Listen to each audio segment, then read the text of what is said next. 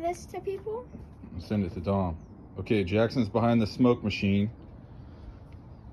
The smoke machine is filled with smoke. I think we found our leak. Give a little pump, Jackson. Give a little pump. Oh, oh.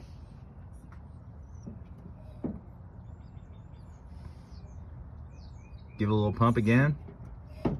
We got smoke coming out of the EGR valve.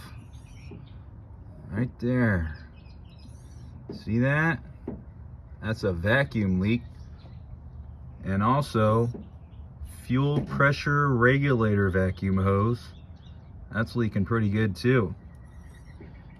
Give it another pump again so we see that EGR. Give it a little one. Keep going, keep going. Yeah, that's a vacuum leak.